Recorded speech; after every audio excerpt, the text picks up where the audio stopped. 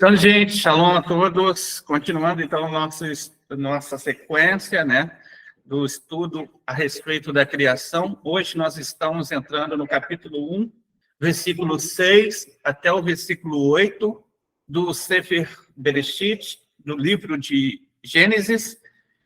Estamos, então, vendo o segundo dia da criação. Então, para a gente fazer um apanhado, até aqui nós vemos o quê? Até aqui nós vemos que Hashem, ele do ex nihilo, do estágio de zero absoluto, ele faz tudo que existe. Vimos que ele criou os mundos espirituais e vemos que ele criou o mundo físico. Dentro desse conjunto, ou seja, Deus criou os céus, ou seja, os mundos espirituais, e ele criou a terra, o mundo físico em si. O que é o mundo físico? Já explicamos. Quando nós falamos do mundo físico, não estamos falando só necessariamente o planeta em que nós estamos, mas todo o conjunto físico que possa ser alcançado, pisado, tocado, é tangível. Tudo aquilo que é tangível, tudo aquilo que você pode pegar é físico, então entra nisso. Então, todo o universo conhecido naturalmente e falado, e as pessoas associando, os astrônomos, entra nessa parte de físico, tá bom? Entra na parte de físico. Então, são essas duas partes. Vimos também que, além de Deus ter criado todas as coisas, Deus fez todas as coisas, depois dele ter criado, ele separou o quê? A luz da escuridão. Existia uma luz primordial. Essa luz não é nenhum astro ainda, tá? Não é nenhum sol, não é nenhuma estrela, não é nenhuma lua, nada disso. Essa luz primordial existente é a luz do Ein Sof, é a luz infinita de Deus.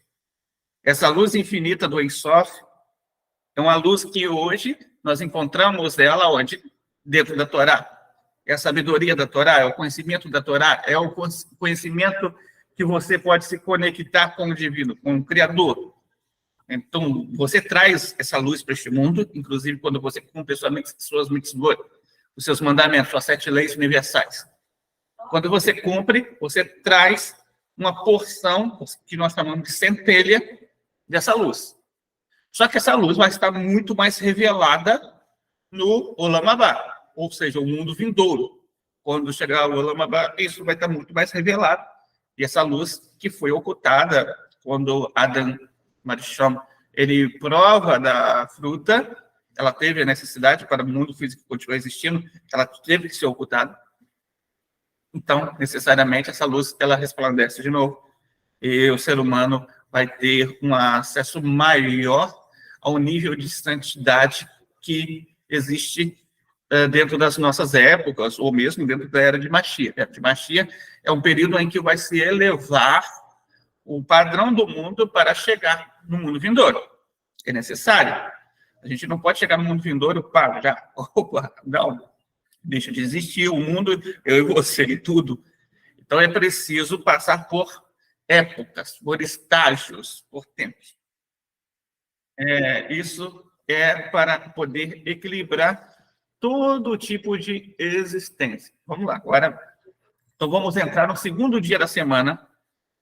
Segundo dia, sim, esqueci de falar. Hashem, então, separa também, no primeiro dia, o bem do mal, tá? A luz da escuridão. Hashem faz isso. Hashem, então, já criou o bem e o mal. Primeiro dia. O bem e o mal já existem. Tá? O profeta Isaías diz, fala lá em profetizando, né, em nome de Hashem, ele fala, eu sou aqui teu Deus, eu crio o bem e faço o mal, eu crio a luz e faço as trevas. Né? Então, essa parte aí, já passamos. O bem e o mal agora já existem no universo. Eles já existem, eles não passaram a existir bem e mal a partir do momento que Adão, de repente, ele provou da fruta. Não, já sempre existiu o bem e o mal. O bem e mal sempre existiu desde o momento que Hashem criou. Que Hashem cria a possibilidade, porque sem negativo e positivo não existe coexistência do mundo físico existir, tá? É preciso esses dois extremos você adequar para poder gerar alguma coisa. Quando a gente fala bem e mal, a gente está falando sobre atributos que são opostos. A Gevurah, por exemplo, é um atributo oposto a Hesed. Necessariamente, a Gevurah, ela pode ser autotrabalhada. Essa parte que nós chamamos de mal, muitas vezes, é da Gevurah. Em si, a Gevurah, ao extremo, é o quê? Severidade. A Gevurah, ao extremo, ela é uma severidade, né? Então, ela se torna um mal. Se você pensar, é um mal. Ou você trata os outros severamente, você requer muito dos outros, você praticamente humilha as pessoas, é um atributo de severidade. Então aqui você está no extremo. Mas a Gevurah, ainda que ela seja um mal existente, você pode refiná-la e transformá-la no ponto certo. Qual é o ponto certo da Gevurah? A disciplina. A disciplina, que você precisa dela. E o temor vai vir da Gevurah, inclusive. O temor existente, ele vem da Gevurah. Enquanto o amor existente, ele vem de onde? Da Hesed. Agora, a bondade, ainda que seja bom, a Hesed é bom, né? Mas Hesed ao extremo, bom demais, se torna uma fraqueza. E as pessoas podem fazer você ficar de sapato. Essa é a verdade.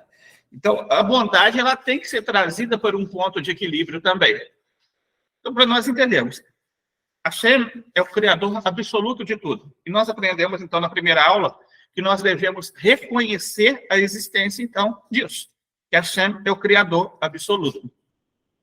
Hoje, então, nós vamos entrar mais no versículo 6 até o versículo 8. 6, 7 e 8. Versículo 6. Então o Criador disse: que haja no meio da água uma divisão para separá-la em duas partes. E assim aconteceu. O Criador fez uma divisão que separou a água em duas partes. Uma parte ficou do lado de baixo da divisão, a outra parte ficou do lado de cima. Nessa divisão, o Criador pôs o nome de céu, a parte superior. A noite, então, passou e veio a manhã. Esse foi o segundo dia. Então, aqui, nós vemos que, como foi dito anteriormente, a esfera da água, né, que existia na sua origem, essa esfera da água, originalmente era cercada por uma esfera de ar. A gente não está aqui com o mundo conforme nós estamos vendo hoje. Ele está sendo organizado. Todos os elementos foram criados desde o primeiro dia. Agora, o processo de dar origem aos outros dias é um processo organizacional de Deus. Então, essa esfera de água, ela incluía tanto o que se tornaria a água que nós conhecemos da atmosfera, quanto ao que permaneceria abaixo na água oceânica. Ambos não deixam de ser níveis de água. Os elementos do céu, tá? O hélio, por exemplo, é um dos elementos principais. O ozônio, por exemplo, você tem. E os elementos inferiores, que você tem no H2O, no hidrogênio mais oxigênio, os elementos praticamente são assimilares, são elementos muito semelhantes. Mas um precisa da existência de água superior para dar origem ao céu físico que nós vemos, e o outro precisa de origem de água inferior para dar origem ao mar, aos rios, conforme nós vemos. Então, aqui nós temos dois extremos. Então, tudo isso que nós estamos falando aqui não era ainda o que nós conhecemos hoje como água líquida e mais o gás e o líquido que existem hoje bem separados, né? Aqui a gente está separando eles. A gente está falando, olha, separa aqui, estou colocando ordem, estou organizando, né? Então estou colocando cada coisa no seu lugar, mas quando é falado aqui sobre água, era sobre todos os elementos que permeiam a existência da água. E que existem aqui cada coisa em seu devido lugar, a gente está colocando, separando, olha, cada coisa no seu lugar. Coisa física aqui, coisa superior ali, isso. Sefer Maamarim, 5.708, vai explicar o início do versículo que nós lemos no versículo 6. Deus disse: haja um céu no meio das águas, e ele se separará. Então, aqui, Sefer Maamarim, Mamar é discurso, tá? Sefer livro, são livros dos discursos, livro de discursos racídicos. Ele vai dizer o seguinte: aqui Deus, ele levantou. E aqui Deus suspendeu a parte da umidade gasosa da água acima da esfera do ar, resultando em 5 esferas concêntricas em vez de 4. Então, é separado aqui a nível de elementos para propiciar a existência da vida. Primeiramente, é isso que você, Maamarim vai falar. Olha, aqui você tem uma maneira de você trazer o equilíbrio químico existente. O Rebbe de Lubavitch, no Kehot Chumash, ele vai dizer que, mais uma vez, então, nós vemos o que aqui? Ele vai dizer, olha, aqui Deus está distinguindo entre 2 aspectos. O Rebbe vai fazer muito isso, tá? Ele vai pegar a criação e vai comparar com o ser humano. Essa ideia é uma ideia que muitas pessoas falam hoje. Na época do Rebbe não era muito difundida ainda, tá? Ainda não se falava tanto. Mas a partir do ano de 2002, 2003, começou a se falar muito de macrocosmo e microcosmo. O macrocosmo, no sentido de ser o universo, e os seres humanos, no sentido de ser o microcosmo. Os mesmos elementos que você tem superiores, você tem os mesmos elementos dentro de si, por exemplo, na sua formação. Então, você vê os elementos que todo o universo fez, aliás, todo o universo foi feito, você tem isso dentro de você também. Isso no sentido, nós somos um pequeno universo.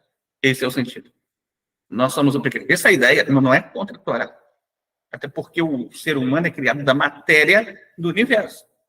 Se você olhar, a gente vai lá, pega a terra, né? Pega a água, né? Então, pega ar, né? Ou então ele pega a matéria existente do universo e o ser humano é criado. Então, essa ideia de que o ser humano é um microcosmo, pela Torá, realmente já tem sentido. Não é contra a Torá. Então, o que o Rebbe vai falando aqui é o seguinte: Deus, aqui, ele está distinguindo entre 2 aspectos. O aspecto superior e o aspecto inferior. Ele está colocando uma ordem hierárquica. Está implícito, diz o Rebbe, que essa hierarquia estava no fato de que os conceitos físicos superior e inferior refletiam suas partes espirituais. Em outra palavra, quanto mais elevada uma pessoa estiver na sua hierarquia física, maior será a sua consciência de Deus. Olha só o que o Rebbe diz. Então, aqui você tem 2 níveis de separação. Você tem aquela pessoa que é apegada à mesma materialidade. Essa fica fluida. Essa tem um nível de fluidez. É o nível, por exemplo, da água que você pega, né? Você derrama a água, ela derramada na direção. Não tem um nível de consciência muito grande? Tá? Não, ela é derramada. Aí vem alguém e enxuga, porque derramou água. O rio, ele segue o seu curso, né? Então, tudo aqui você tem curso, tudo aqui você tem ser derramado, ou então você tem uma direção de ir segundo a corrente. Você vai segundo a corrente, essa é a água. A água tá inferior. Agora você tem um nível de água superior. Esse nível de água superior é um nível que está acima. Aqui nós estamos falando de gases. Nós estamos falando de hélio. Nós estamos falando de ozônio. Só que esse nível superior, se você olhar, estão em cima. Aquilo que está em cima está se elevando. É a consciência. Isso significa o seguinte: uma pessoa Por mais sábio que ela for, por mais inteligente, por maior o estudo que ela tiver, se ela chegar à consciência de que Deus não existe, essa sabedoria dela não serviu para nada. Absolutamente, a sabedoria é uma sabedoria inexistente. Não existe. Numa elevação, essa sabedoria não serviu para elevação. Ela não se elevou em nada. Não tem nenhum propósito na vida. Ela nem cumpriu o propósito da missão dela. Agora, quanto mais sábio uma pessoa for, e quanto esse conhecimento for aprimorado de verdade, veja que aqui, estou usando que sabedoria e conhecimento não é problema para ninguém. Nem problema para a pessoa, mas o que você faz com ele. Esse conhecimento, quando ele é usado para reconhecer a grandeza de Deus, realmente, aqui, você atingiu um nível de elevação que te distingue além da matéria, que distingue além da Neshama, da Neshama. Que a gente sabe que o mundo, e tem, o Arizal vai falar lá na introdução, na verdade, do portal da unidade, o portal das reencarnações, né, o Charles Gigoli, ele vai falar lá na introdução mesmo, ele vai falar, olha, você tem a sua alma, ela vai ter 5 níveis, tá? Vão ter 5 níveis da alma. Só que cada um desses 5 níveis, eles vão ter 5 níveis dentro dela. Então você tem a Neshama. Mas a Neshama, ela vai começar em Neshama de Neshama. Depois ela vai ser Neshama de Irua. Então vai se elevando. Entendeu? Ela vai se elevando. E depois os outros níveis vão surgindo posteriormente. Em tempo de elevação. Aquela que tem Neshama de Neshama é o mesmo nível de um animal. O animal tem alma, tá? E esse é o nível dele, Neshama de Neshama. O ser humano, ele consegue se elevar dentro dessa Neshama, dessa primeira fonte. Quando ele chega a Rua, né, a segunda etapa de Rua de Neshama, ou Rua de Rua, quando ele chega nesse segundo nível da alma, ele já está num nível muito grande de total anulação, na verdade. Uma anulação muito grande. Absoluta, essa anulação. Então é muito difícil chegar nessa segunda etapa. A gente vai chegar aqui pode chegar em Neshama de Rida? Pode, sem problema, Neshama de Rida pode. Estou falando todo ser humano, tá? Aqui não estou falando nem judeu, nem não judeu. Não, estou falando todo ser humano. Aqui estamos falando de ser humano. Então, é isso. Existe a diferença do conhecimento te elevar. Para que você usa aquilo? Você usa aquilo para se aprimorar, para se refinar, para ter a consciência mesmo da existência do Criador, e isso, quanto mais você conhece, mais você tem consciência. Né? Já falei algumas vezes aqui sobre algumas questões, sobre o estudo do universo. E como isso traz a consciência do Criador, né? Não distancia do conhecimento do Criador. Agora, tem pessoas que usaram esse estudo para se distanciar do conhecimento do Criador. Então, para eles, não adiantou de nada, não serviu de nada, não teve utilidade. Então, continuando, vamos lá. Tikkun Leizor 5, 19b, também citado no Bereshit Rabbah, Midrash Bereshit Rabbah, o Midrash do Rabbah, do sábio Rabbah, no capítulo 5, também no verso 4, ele vai dizer o seguinte: portanto, quando Deus separou a água atmosférica da água do oceano, a água do oceano reclamou que também queria desfrutar da consciência divina concedida à água atmosférica. Deus o apaziguou com a promessa de que seu sal seria oferecido com a carne do sacrifício do serviço do templo. Desta forma, ascenderia aos reinos espirituais. Então, aqui, a gente está falando de 2 livros, aqui 2 níveis diferentes. Estou falando do nível de Drash, com o Bereshit Rabbah, aqui do Uraba. Estamos falando no nível de Sod, com o Tikkun Leizor. Esses 2 níveis aqui, você tem, primeiro, sempre abordam temas físicos, mas que tem dentro deles conceitos espirituais. Qual é o conceito espiritual aqui? para vocês entenderem, cada coisa no universo, cada elemento desse universo, todos os elementos que nós falamos aqui, existe um anjo. Um anjo que é responsável por aquela aplicação naquele elemento. Esse anjo, ele é responsável por essa parte, Então, quando fala assim, que a água achou ruim, está falando necessariamente disso. Um anjo, olha, esse meu serviço aqui, eu não tenho muita consciência divina. E anjos querem estar perto de consciência divina, de Hashem. Né? Essa é a missão deles. Então, Hashem fala, olha, tranquilo, porque através dessa água, através desse sal que você tem, a água tem, esse sal aí, ele vai ser elevado. Ele pode parecer estar distante de tudo. Né? O sal, por exemplo, está distante, porque o sal está no mar. Mas, no entanto, esse sal aí, ele vai ser usado para os sacrifícios. Então, ele vai ser elevado até os reinos espirituais. O que nós aprendemos aqui é o seguinte. Você tem tudo nesse imenso universo, toda forma material que existe um princípio. O princípio de tudo é ele tomar um serviço, fazer parte do serviço divino. Assim, o ser humano também. O ser humano, por mais materialista que ele é, por mais físico que ele é, por mais paixão que ele tenha aos objetos, tá? Por mais apego que ele tenha aos objetos, ele só consegue realmente sentir o propósito de vida dele quando ele vai dimensionar aquilo que ele tem para a área espiritual. Se ele não conectar esses dois mundos, mundo físico e espiritual, ele não consegue.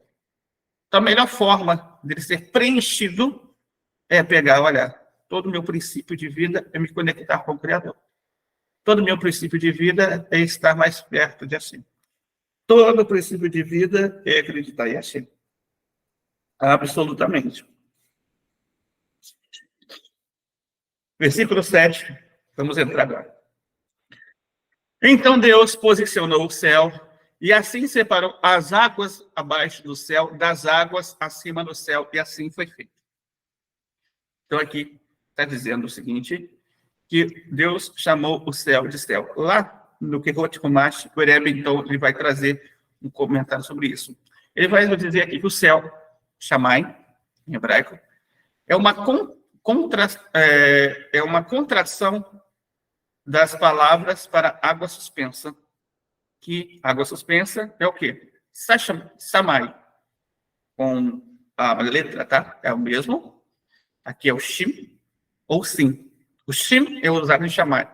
E o Sim, que é a mesma letra, mas são duas variações da mesma letra, é usado em Samai. A água aqui, ela está em Shammai, e ela é feita fogo, por exemplo, como trovão, água, e aí você tem Eshumai, a mesma raiz, tempestade. Deus também criou os anjos neste dia. Urashi fala que Deus também criou os anjos nesse dia. E os anjos que povoam alguns dos reinos espirituais, eles são personificações dos atributos de Deus ou mensageiros, de que ele cria, para enviar em missões específicas. Anjos que personificam os atributos divinos de misericórdia, e julgamento, Gevurah, formam um tribunal de justiça de Deus. Aqui a gente tem dois extremos, tribunal de justiça. Deus criou todos os anjos. Aqui, tribunal de justiça, por exemplo, você tem um Satã como um acusador, tá? Um promotor, e uma classe de anjos acusadores, não somente o Satã, tem muitos, e que julga caso e também que procura fazer certas acusações. E você tem os anjos de misericórdia também. Você tem os anjos de misericórdia também. Esses anjos de misericórdia, de bondade, também fazem parte desse mundo que Deus criou, esse universo espiritual e tudo o que há. Então você tem duas partes, positivo e negativo, bem e mal, existindo, coexistindo, sem nada de revolta contra um, contra o outro, por fazer rebelião contra os céus, ao tentar roubar o trono de Deus, como inventaram. Nem nada disso. É absolutamente toda a criação, incluindo os anjos, são totalmente submissos à vontade divina. Deus, então, ele usa aqui duas principais lideranças, tá? Dentro desses anjos. Existem duas principais lideranças, e existe uma liderança acima delas ainda.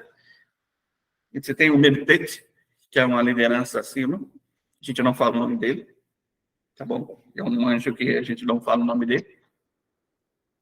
E você tem, abaixo deles, você tem o Michael, que ele cuida da parte, está sobre o comando dele, os anjos a respeito de bondade. Ele cuida dessa parte.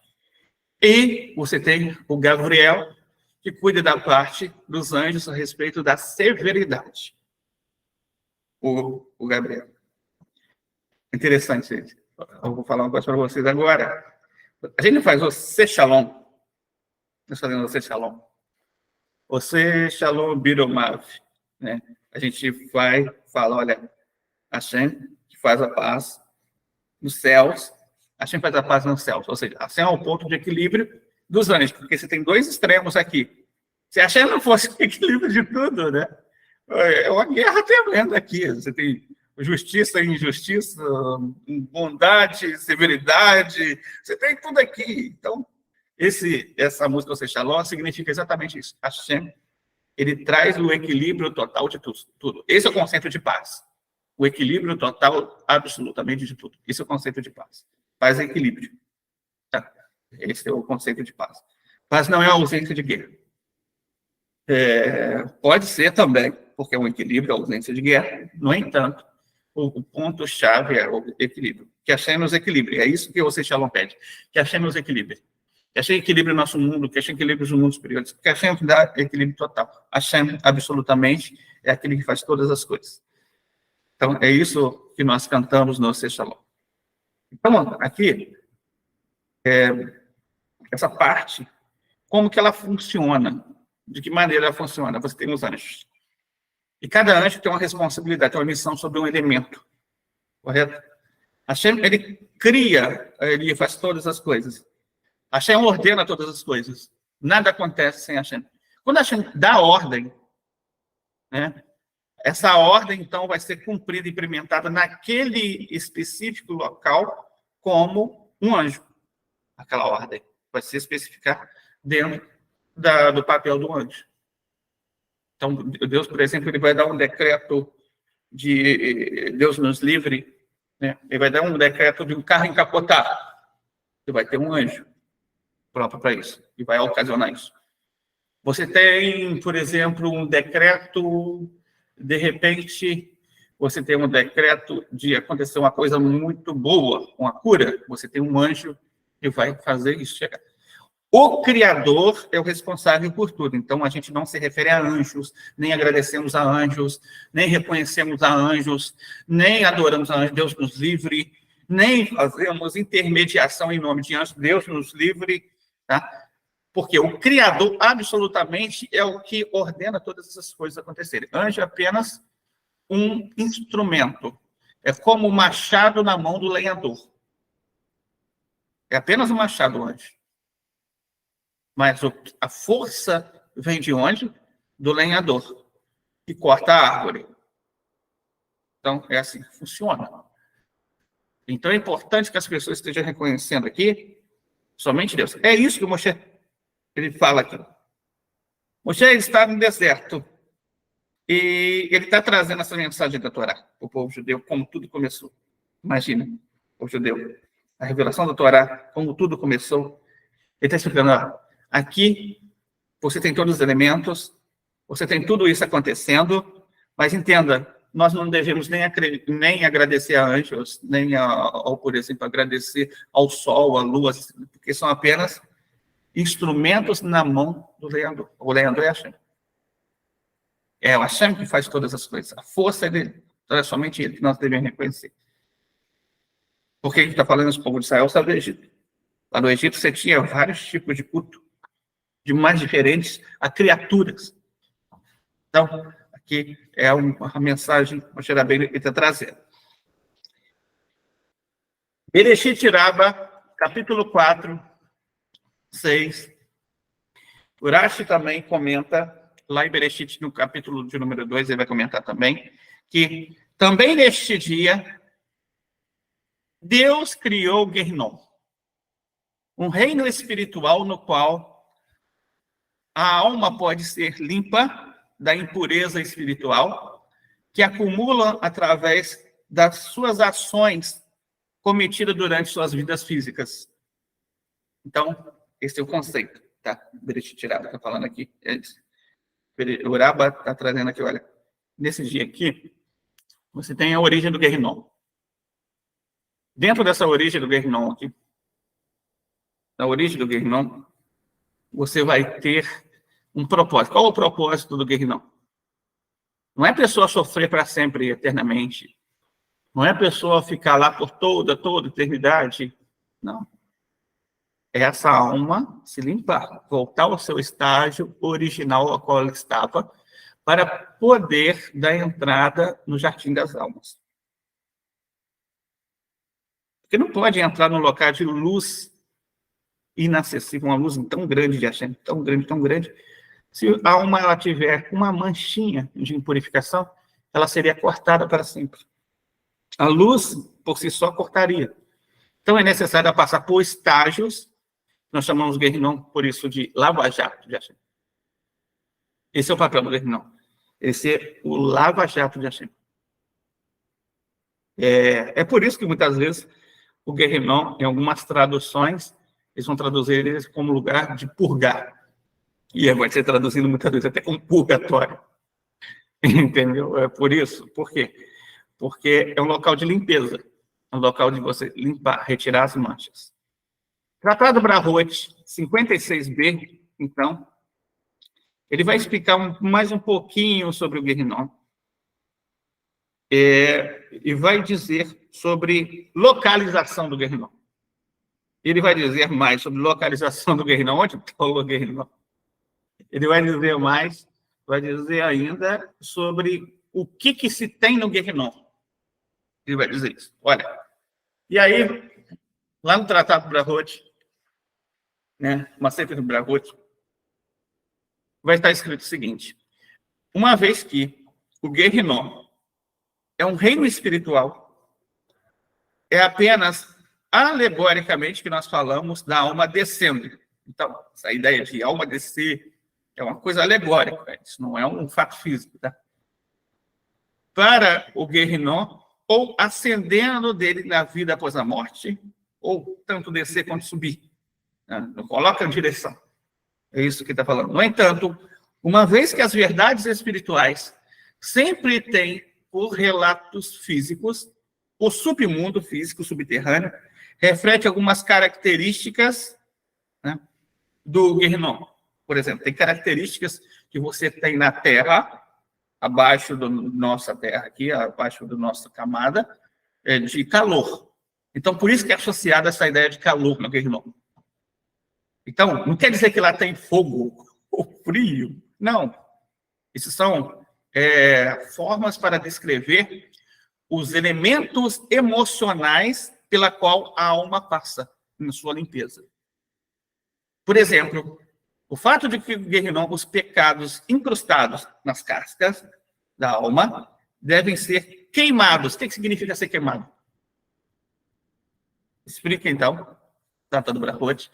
Significa queimado, calor, fogo, significa que aquela alma, ela passa por constrangimento. Aquele constrangimento da alma ali vai fazer com que ele se limpe. Aquele constrangimento. Constrangimento do local, do lugar. Vai trazer todo o constrangimento. Ou seja, aquela alma, ela vai ter um tipo de lembrança de todos os atos que ela fez que eram negativos. Isso para constranger. Essa prática vai fazer com que ela esteja se limpando. Aí, o Likutei Torá do Arizal, na Parashat Shemot, vai explicar mais um pouquinho agora sobre um outro elemento, o elemento do gelo, que também é associado.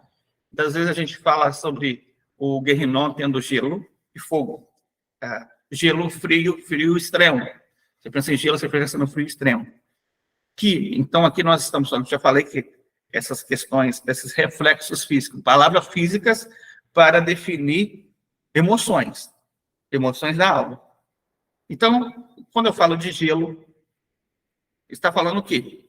Se reflete no fato de que existem lugares subterrâneos onde a temperatura também é fria. Tem lugares que é gelada. Então, essa é a ideia que se associa, por isso que associa gelo e calor. No entanto, a frieza, por outro lado, somos ensinados que certos pecados de frieza, o que é pecado de frieza? Por exemplo, indiferença é frieza, intolerância é frieza, preguiça é frieza, são retificados através de lembranças que vão trabalhar essa frieza para ser refinado. Então, esse processo de refinação. Por isso que é associado, não quer dizer que não tem calor físico ou tem frio físico. Quer dizer que são emoções que são trabalhadas na alma durante esse período. Somente isso. Para retificação. Para quê que isso acontece? Para retificação da alma. Para elevação da alma. Vamos lá. Erduot, capítulo 6, e Masechet Shabbat, 33b, vai dizer o seguinte, vai falar sobre o período. Já falamos aqui os elementos, o que a alma sente. Já falamos sobre onde fica, que não tem como a gente especificar local do Guerrinon, tá? Então, vocês veem por aí, vai o fulano lá dizer que está ouvindo voz do inferno em algum lugar. Isso aí é ponto da carochinha. Não tem voz do inferno em qualquer lugar físico. O Guerrinon é um local espiritual, não é físico. É um local espiritual. O físico não pode ter acesso a essa parte espiritual. Só tem um jeito de a pessoa ter acesso ao Guerrinon, indo para lá. Do contrário, é impossível.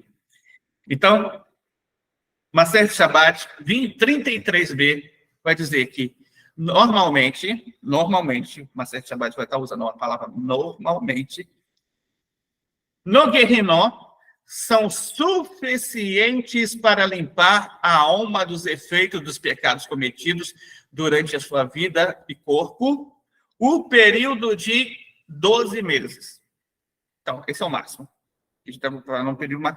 Dentro das situações normais. Olha, veja só isso, falando normais. Normalmente. Quando você tem almas que não influenciaram as outras pessoas a pecarem, quando você tem almas que a matemática realmente fecha, né? Porque ela está somente espiando aquilo que ela praticou, então a matemática fecha. Vai subtraindo transgressões. Você não tem nenhum adicional. Diferente dos falsos profetas, que vão ter adicionais. Mas aqui a gente está falando de pessoas que não foram falsos profetas. Então, pessoas que não foram falsos profetas, período máximo, 12 meses. No entanto, Masechet Nedarim 8b, Tratado de Nedarim 8b, vai dizer uma coisa muito importante. Somente em casos muito específicos, a alma requer mais limpeza, ou mesmo em casos extremos e raros, tá? Que são aqueles que fazem muito pecarem, para se purificar até a redenção final. Ou seja, aqui a gente está falando de um estágio muito difícil, onde a matemática já não fecha. Por quê? O que acontece com o falso profeta? O falso profeta, ele fez muitos pecarem, ele ensinou uma falsa religião. Então, quando a alma dele está no Guerrinon, e alguém está invocando essa religião dele aqui, ou essa divindade que ele inventou, ou ele mesmo está invocando ele aqui na Terra, esse pecado que essa pessoa está fazendo, invocando, vai cair na conta dele. Então, o subtrair vai ter um adicional extra. A matemática não fecha. Não adianta subtrair, então, expiação, você vai cair sempre mais um, mais um, mais um, mais um, mais um, a cada invocação que alguém faz aqui, sobre ele, vai estar caindo. Então, ele nunca vai ser, assim, dentro desse período de 12 meses, ele vai ficar mais de 12 meses. Né? Por exemplo, só os profetas, daqueles que nós sabemos aí, falando toda hora sobre eles estão lá há muito tempo, muito mais de 12 meses já. Continua lá. Continuando. Então, como falei aqui, estamos falando de casos que não são casos normais, casos específicos. Estamos falando do falso profeta. Isso vai até quando? Aí a pergunta é: o Guerrinó tem prazo de existência? Tem um período que não vai existir mais Guerrinó? Maser Nedarim 8b vai dizer: para ser purificada até a redenção final. Momento em que o Guerrinó deixará de existir. Então, o que significa isso? A partir do momento em que você tem mundo vindouro, não tem mais Guerrinó. Não tem mais utilidade para o Guerrinó. Não tem por que existir. Prazo final, acabou. Acabou o Guerrinó. Acabou. Porque no último ato da era de Mashiach, como nós falamos, existe a ressurreição. Então não existe por que ter Guerrinó depois da ressurreição. Não tem mais esse nível de Guerrinó. Não tem mais isso. Né? Não tem mais essa relação mais de purificar, porque a alma atingiu aquilo que ela necessita, toda a reencarnação. Tá? Todo o ato de purificação no Guerrinó, ele visa somente uma coisa: a ressurreição. Essa é a diferença que vai ter entre o kardecismo e entre o judaísmo. No kardecismo, reencarnações vão ciclos intermináveis. No judaísmo, não. Reencarnação é apenas para você cumprir sua missão. Acabou de cumprir a missão, não tem mais porquê. E tem limite para isso. Tem um total de reencarnações. Se a pessoa passou pela quarta e não cumpriu, pronto, tchau. Já teve chances, né? Já teve chance. Tem mais de 4 chances, nem será a SPC dá tanta chance, assim, para saudade de vida. Então, para a gente entender, é assim que funciona.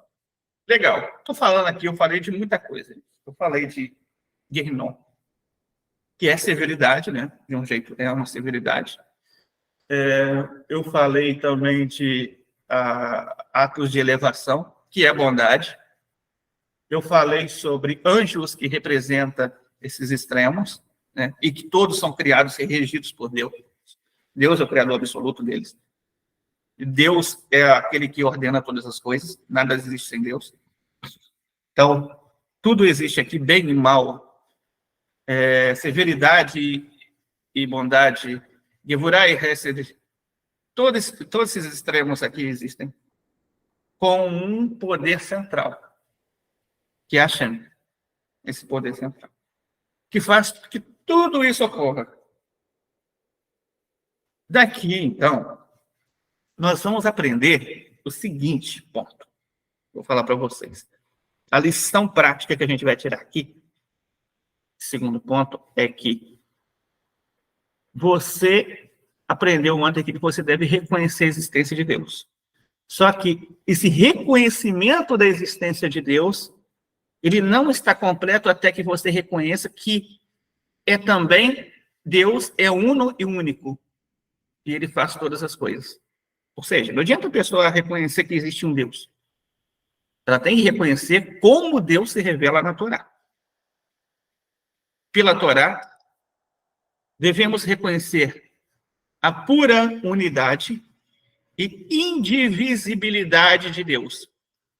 E que ele, e somente ele, governa diretamente sobre toda a sua criação, seja espiritual ou física.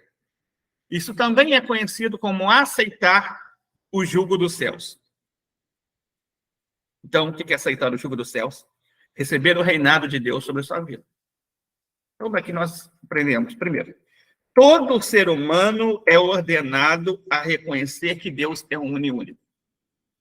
Então, nós somos ordenados a acreditar, segundo o Sefer Hinur 25, nós somos ordenados a acreditar que Deus, que Ele seja bendito, é o motor de toda a existência, é o mestre de tudo, é um, sem qualquer combinação. E essa ordem não apenas é uma declaração, mas o entendimento do Shema é: aceite de mim esta coisa, saiba e creia nela, que Hashem é nosso Deus, é um só. O sábio de bendita memória dissera constantemente no Midrash, com a condição de unificar seu nome, a fim de aceitar o jugo do reino do céu sobre si mesmo, ou seja, o reconhecimento da unidade e da fé. A raiz dessa ordem é bem conhecida, pois é o alicerce da fé de todas as pessoas no mundo, e é o pilar sólido no qual toda pessoa inteligente se apega. Peraí. Veja isso, importante. Ó. Aqui a gente vê que a raiz dessa ordem é bem conhecida, pois é o alicerce da fé de todas as pessoas. Vamos lá? De todas as pessoas do mundo, e é o pilar sólido no qual todas as pessoas inteligentes se apegam. Aqui nós estamos falando de todos os seres humanos. Todo ser humano deve reconhecer que Hashem é uno e único. Todo ser humano deve reconhecer. Como ele faz esse reconhecimento? Nós vamos ver daqui a pouquinho. Vamos lá. Dr. Moshe Weiner, no Código Divino, Proibição de Idolatria, ele vai dizer que os descendentes de Noé, nós, devem assumir, né, o encargo do jugo dos céus para cumprir todas as instruções do Altíssimo, bendito seja o seu nome. Então, o encargo de reconhecer a unidade de Hashem também foi ordenada a nós. Ótimo. Agora, vamos ver, olha só o que o Rashi diz. Está escrito que ele será declarado, ou seja, Hashem, o único Deus, como está dito, pois então transformarei os povos em uma linguagem pura para que todos invoquem o nome de Hashem, Sofonias, capítulo 3, versículo 9, e é também dito, naquele dia Hashem será um, e seu nome será um, Zacarias 14, versículo 9. Então, daqui nós aprendemos, o Rashi está falando de um período em que a humanidade inteira vai reconhecer a unidade de Hashem. Já começou. Já começou. Nós estamos reconhecendo. Durante muito tempo, as nações não reconheciam. Durante muito tempo, as pessoas não faziam isso. Então, essa profecia já está se cumprindo. Começou a se cumprir. Vai ser mais crescente, vai crescer mais, até atingir uma proporção mundial.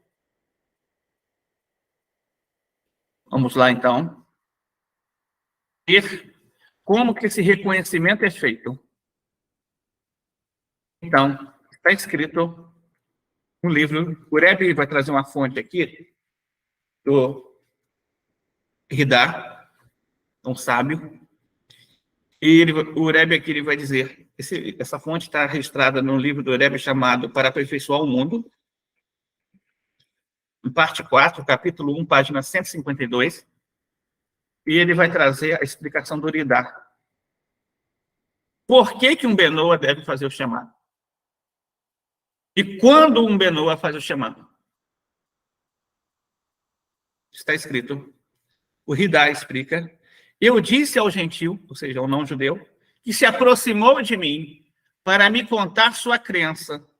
Ele respondeu que acredita no Deus de Israel.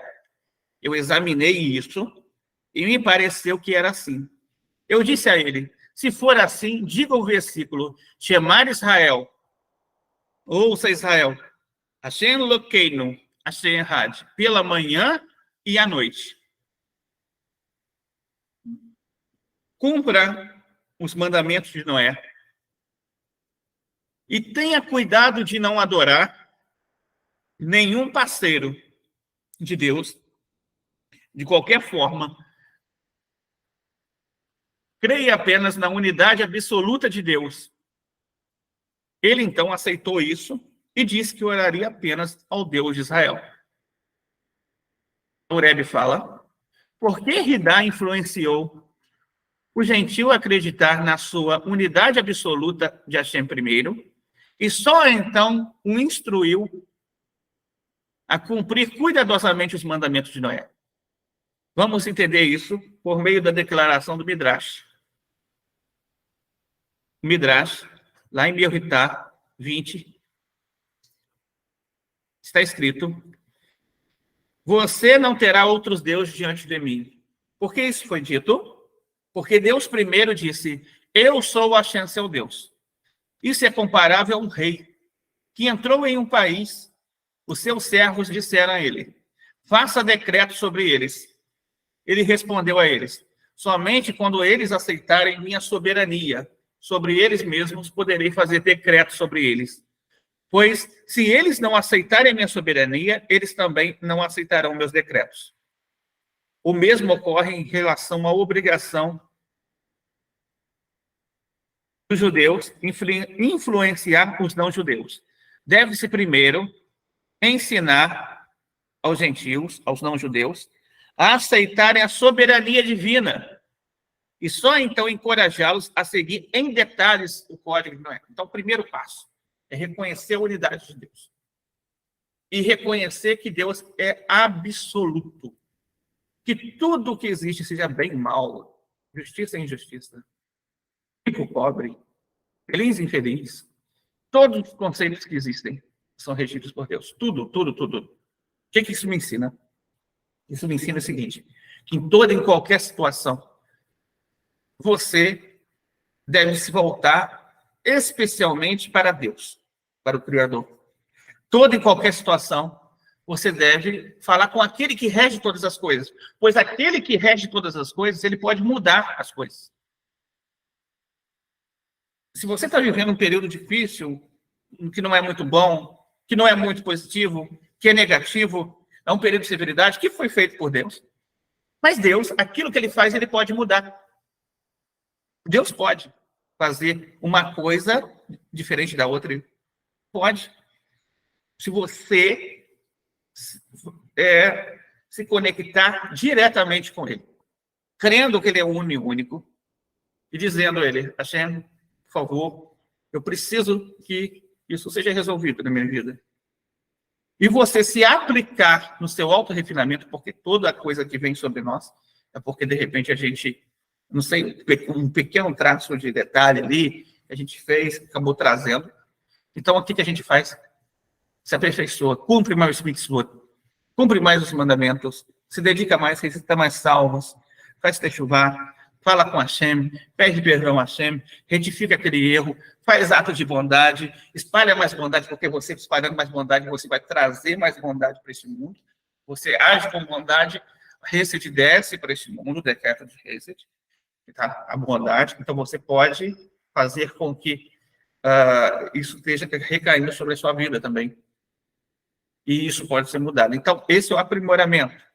Mas essa conexão, ela não pode ser feita a nenhum outro ser, a nenhuma outra pessoa, a nenhum outro intermediário, a nenhum outro mediador. Somente ao Criador. Ele pode mudar isso. Somente o Criador. Então, esse é o principal ensino que nós aprendemos no versículo de número 6, 7 e 8 daquilo que nós estamos tratando hoje. Tá, legal. O que isso não significa? Isso não significa que você não vai ter problemas, que Deus rege todas as coisas, que não vai ter dificuldades, que Deus rege todas as coisas, que o mal não vem de Deus, o mal vem de Deus também, o bem vem de Deus e o mal vem. Tudo vem de Deus. Você tem que ter essa consciência, tá? Que tudo vem de Deus. Isso não significa que problemas não vêm de Deus. Problemas também vêm de Deus. E dificuldades não vêm. Dificuldades também vêm de Deus. Então, é preciso reconhecer a Deus em todas as áreas. Absolutamente. Absolutamente. Além disso, digamos que você já está fazendo isso que eu estou falando aqui. Já está se aprimorando. Você já está praticando atos de bondade. Você já está praticando, sendo uma pessoa justa. Você já está fazendo chuvar. Você já está confessando as transgressões. Você já está retificando, está se conectando ao Criador. Legal? Tá? Mas ainda parece que persiste o problema. Parece que aquilo ainda continua. Continue fazendo tudo isso. Não desanime. Continue, insista. Tá? Seja insistente. Seja insistente. Seja uma pessoa que insista naquilo. Seja insistente naquilo. Esse é o objetivo. Hashem está querendo alguma coisa que você faça, tá? Para você, não é por causa dele. O que você não está fazendo não é para, de repente, se você não fizer, Hashem vai sentir falta. Não, não é isso, não. Hashem está querendo que você faça para você, porque vai te trazer um mérito maior. Se não aconteceu antes, é porque o mérito que ele está querendo para você, para descer para esse mundo, para sua elevação, é maior. Quanto maior for aquela dificuldade para ser atingida uma solução, maior vai ser seu mérito que você vai alcançar. Então, não desanima. Continua. Recita salmo. Faz ato de bondade. Se dedique ao serviço de Deus. E procure voltar sua consciência apenas ao Criador, em todos os momentos. Agradeça a Deus em todos os momentos. Pega os salmos todos os dias, Salmo 145 ao Salmo 150, Salmo de número 100, Salmo 120 até o Salmo 150 todinho. Todo salmo de gratidão, recita salmo nas primeiras horas da manhã. Depois que você faz esse serviço, recita salmo, bem cedinho, recita salmo de gratidão. Traz gratidão para o seu coração. Você vai fortalecer o nível de espiritualidade recente. Você vai conseguir emular, ou seja, identificar com um atributo divino de bondade recente. E esse atributo divino que você está emulando vai trazer para a sua vida coisas boas. Então, gente, fortaleça a gratidão na sua vida. Fortaleça, procure fazer isso na sua vida. E você fazendo isso, você vai conseguir se conectar mais profundamente com a unidade absoluta de Deus. Então, essa foi a nossa aula a respeito de hoje. Vamos estar abrindo agora para perguntas. Quem tiver alguma pergunta, é só levantar o dedinho. Olha, a mão, né? O dedinho, a mão.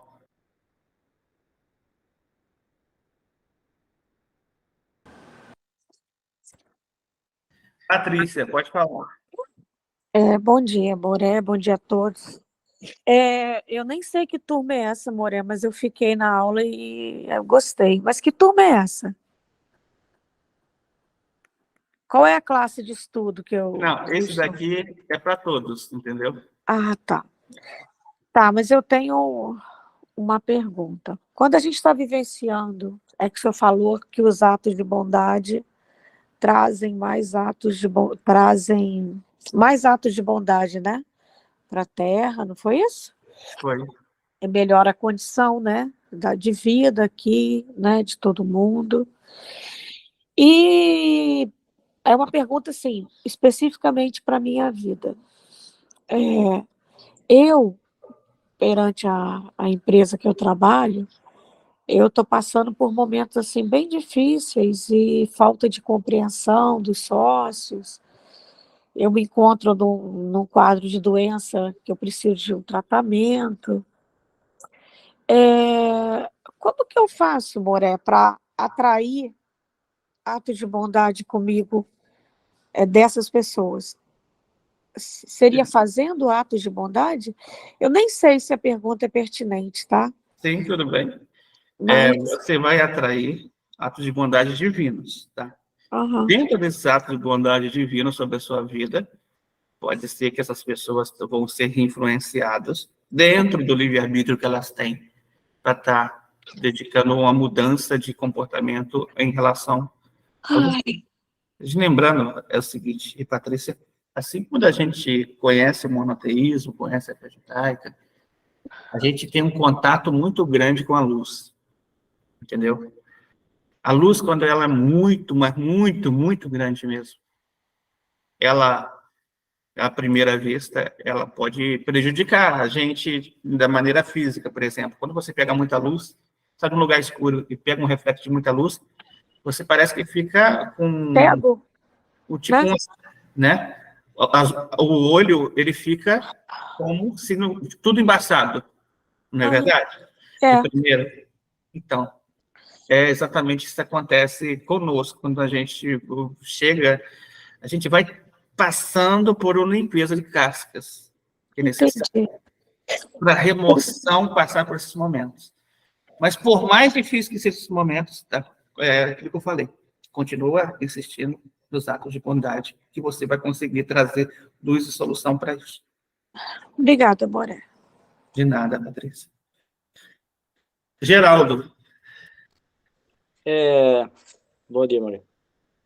Só uma perguntinha, o senhor vai fazer isso aí com todos os livros da Torá ou só o Gênesis? E a pergunta é assim, eu acho que eu peguei numa parte aí, eu não cheguei correndo. Sobre os anjos, falou que tem anjo em tudo aí. sim, as explicações, algumas delas estão no Talmud, no Maser Brahot, há algumas outras explicações no Maser Nedarim também, e a gente está trabalhando aqui só o versículo 6, 7 e 8. Isso tudo que eu falei aqui, do capítulo 1 de Gênesis. Ah, toda. Porque o segundo dia é o dia da criação dos anjos, Geraldo. Entendeu? Por isso que a gente entrou nessa parte aí. Ok, né? Mais alguém tem alguma pergunta?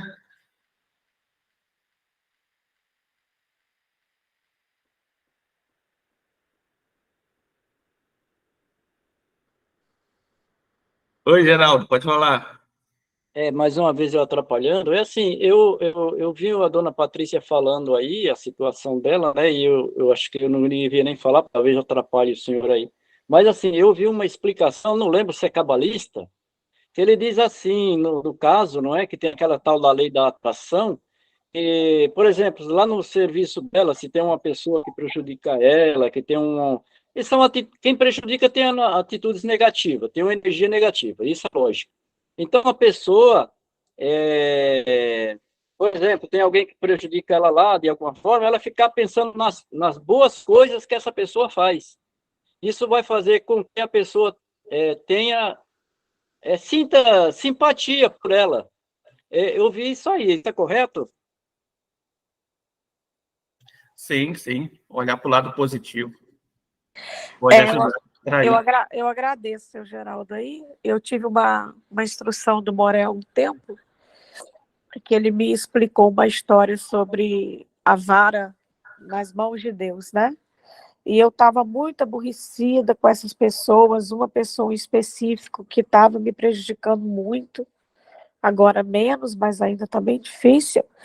E o Moré falou que a gente, quando sente raiva da pessoa que está nos batendo, a gente está feito um cachorro mordendo a vara, né? Porque o cachorrinho não sabe a diferença.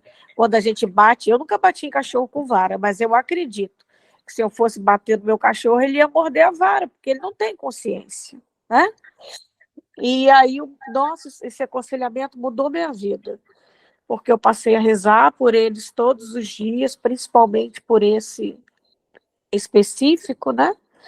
E estou pedindo cura espiritual para eles nas orações, entendeu? E tentando realmente, agora focar nas ações boas, isso eu não estava fazendo ainda não, porque confesso que ainda está um pouco difícil para mim, mas tem muita história disso aí, porque a empresa é junto com a família do meu ex-marido, com o meu ex-marido, houve uma ruptura, né? Então, estou meio perdida nessa história, mas seguindo com fé em Hashem. E obrigada ao senhor aí e ao Moré também. Baruch Hashem. Manda Hashem, Patrícia.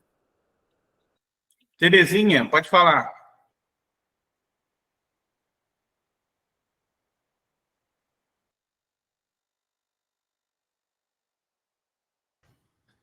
fechado, Terezinha.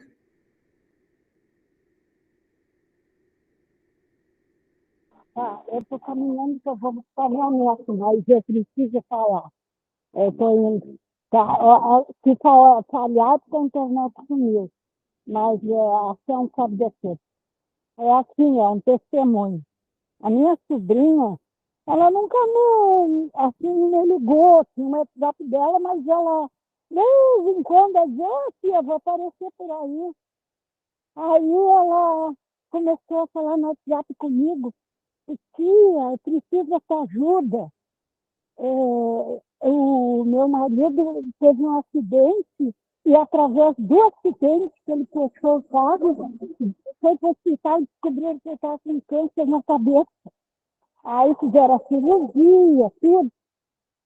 Tá, isso é uma parte, mas é o seguinte, a minha sobrinha, né, aí ele não está ganhando dinheiro, está encostado. Ela trabalha numa geriatria, desculpa, e a dona é a mãe e a filha. E a mãe da filha pegou a minha sobrinha e me chamou de tudo quanto ela fez. Olha, eu não posso dizer que são os nomes feios. O que tu trancou a sonda do paciente?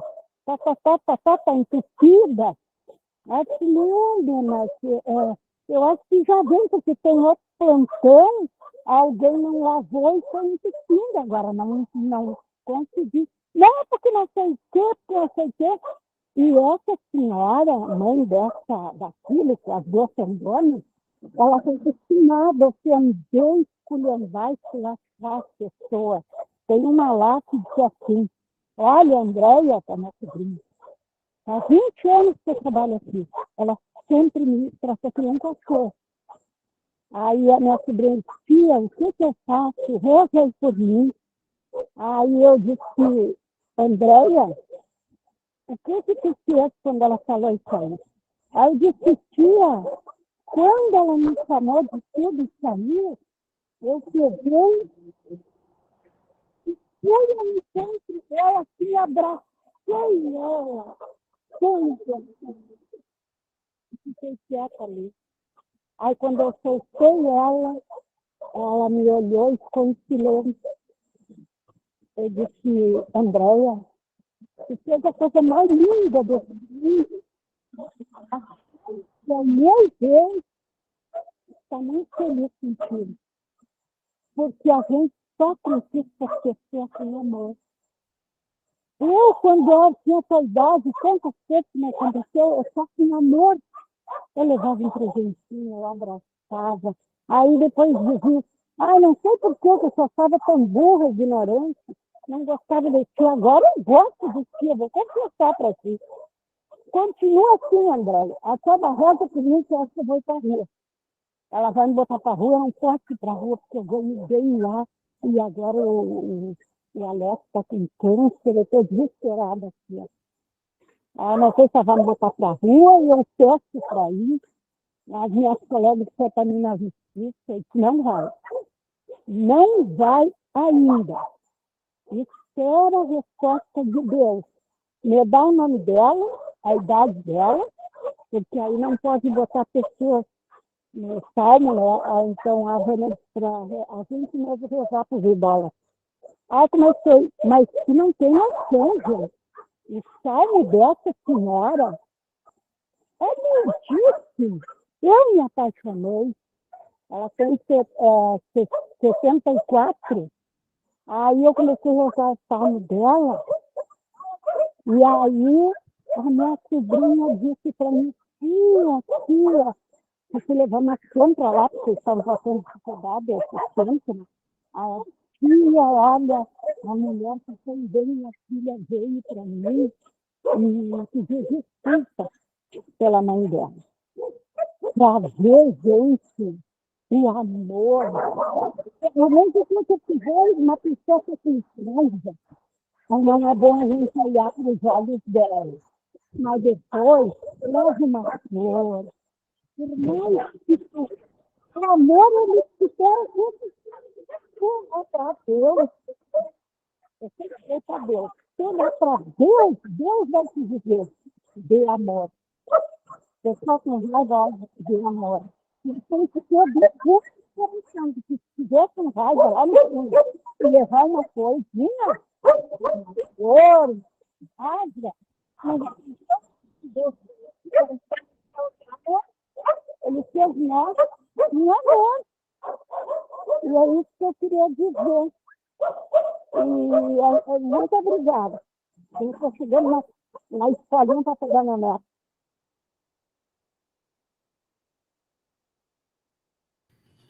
Velho Hashem, Terezinha. Hashem pode dar muitas bênçãos a cada dia. Então, gente, esse foi o nosso estudo de hoje. Foi muito bom estar aqui com vocês.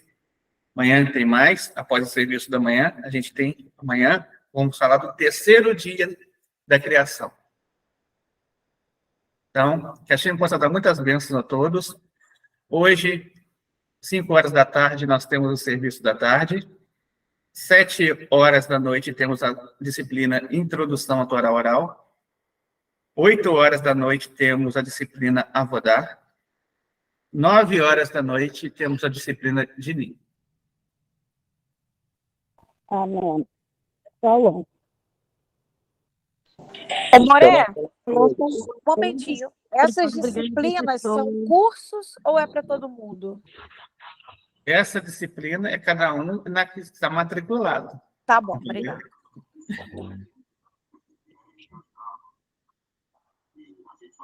Professor, Shalom. eu quero participar também, mas está tão corrido, graças a Deus, minha vida, mas logo, logo eu vou ter um tempinho, tempo mesmo, para eu entrar neste grupo de aprendizado mais ainda. Tá bem? Não esqueci, não. Aula maravilhosa. Eu tenho certeza que é.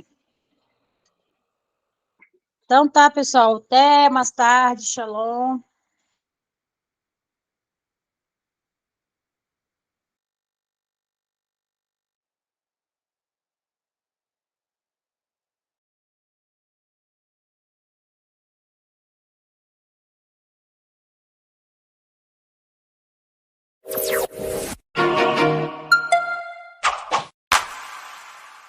Vamos celebrar e nos alegrar, vamos todos festejar, vamos Binenoa, vamos cantar com toda a força.